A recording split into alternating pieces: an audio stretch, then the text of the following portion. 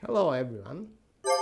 In Energy Talk, so far we've been studying the different methods of electric generation, the characteristics of each method, and the optimal combination of them are called the best mix, with the focus on the stable supply of electricity.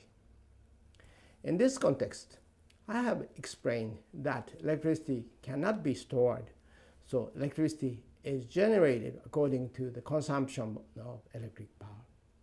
In other words, electricity is first consumed, and then electricity is generated to match that consumption. I have explained that electricity consumption plays a leading role.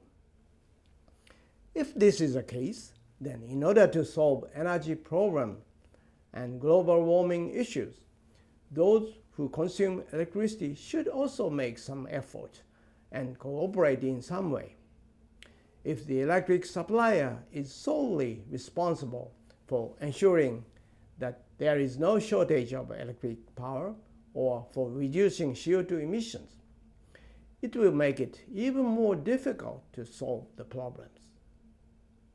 Therefore, I'd like to consider what should be done or what can be done on the demand side, the side that uses electric power, over the course of several sessions starting from today.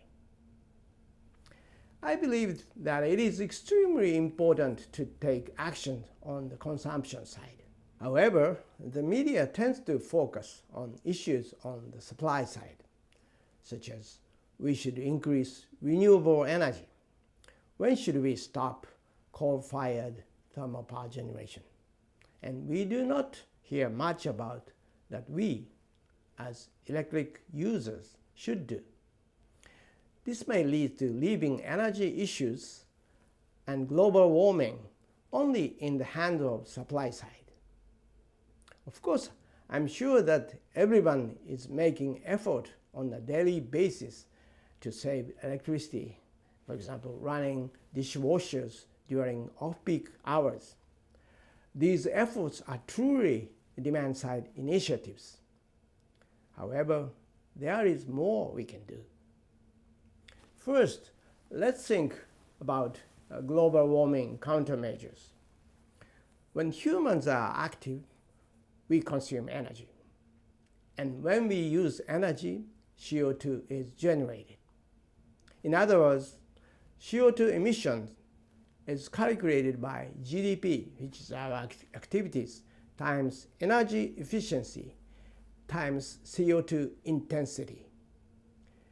If we did nothing at all, CO2 emissions would be zero.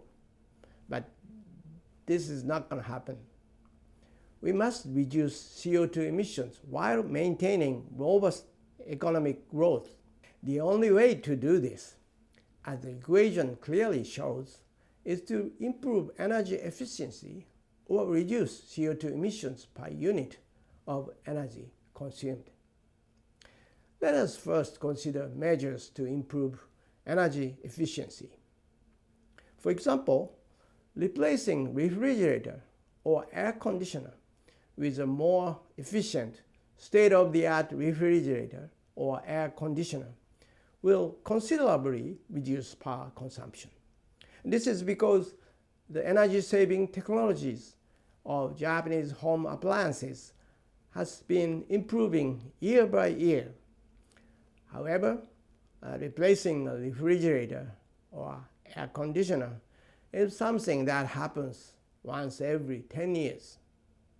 Is there anything else we can do? For example, if you switch from a conventional gasoline engine vehicle to an electric vehicle, the energy consumed will be 1/2 to even 1/3. This is because the motor turns the wheel much more efficiently than the internal combustion engine. Other significant energy savings can also be realized by using heat pumps equipment for heating and hot water. Next, let's consider the reduction of CO2 emissions. The point is that there is a difference in CO2 emissions using the same amount of energy. CO2 emissions vary depending on whether you burn coal for heating, use a kerosene heater, or use a gas heater. However, they are all fossil fuels, so they all emit CO2. Therefore, as long as fossil fuels are being burned, the only way to reduce CO2 emissions to zero is to stop heating. What about air conditioner for heating? As mentioned earlier, heat pump air conditioners are extremely efficient, but of course consume electricity. However, CO2 emissions varies depending on method of electric generation. And if electricity is generated from renewable energy or nuclear power, CO2 emission can be reduced to zero. In other words, if we can make electricity work without burning fossil fuels as much as possible, we can achieve the highest efficiency and zero CO2 emissions. Therefore, the most effective global warming countermeasures that we as consumers can take is electrification. So in the next session, we will study electrification, including its CO2 reduction potential. Thank you very much. Stay curious about energy.